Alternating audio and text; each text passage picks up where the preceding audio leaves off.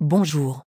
Connaissez-vous les rôles d'une infirmière en gestion? J'ai quelques idées mais je ne suis pas sûre. Bref, la gestion des soins est un processus heuristique orienté vers la co-création d'un milieu de pratique humaniste permettant d'assurer le soin. Je ne comprends pas. L'infirmière en gestion fait partie intégrante de l'équipe organisationnelle, ayant comme vision l'amélioration des soins et des services continus. Elle participe à des programmes d'orientation pour le nouveau personnel comme vous.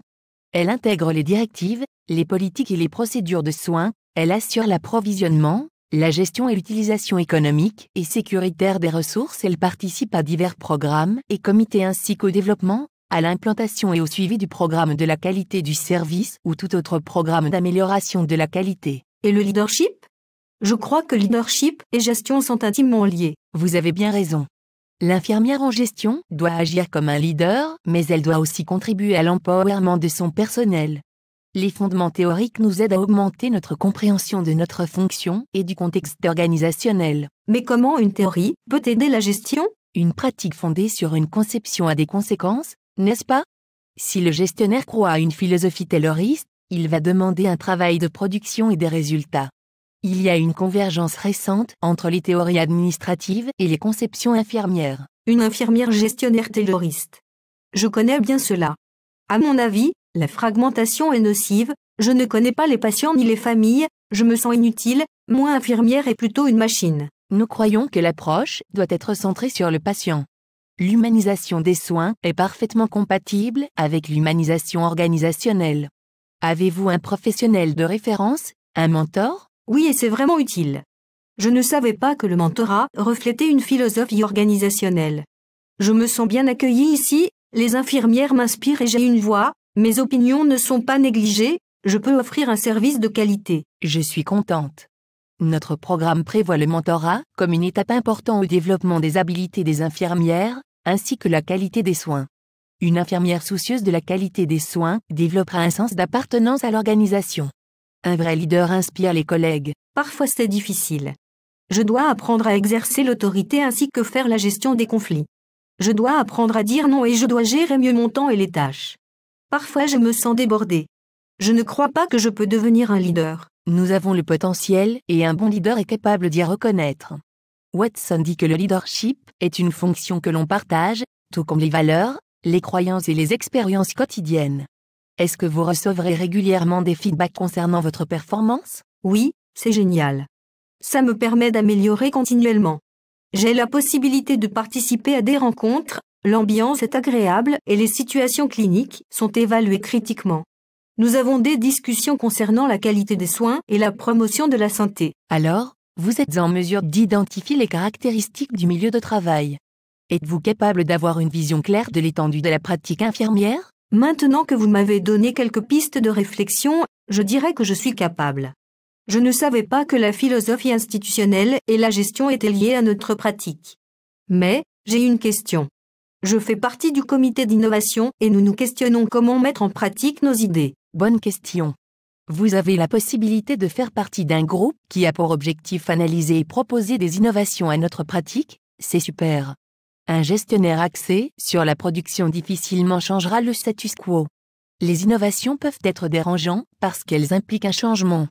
Il n'y a pas d'innovation sans une participation active des gestionnaires réellement impliqués. L'innovation nous permet de nous redéfinir et d'évoluer autant que professionnels. Le comité d'innovation propose quelque chose, le gestionnaire doit évaluer de manière claire et précise, c'est un processus continu d'amélioration.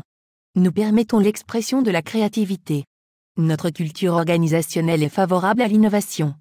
Par exemple, la zoothérapie est maintenant acceptée, ainsi que la musicothérapie et les jeux électroniques.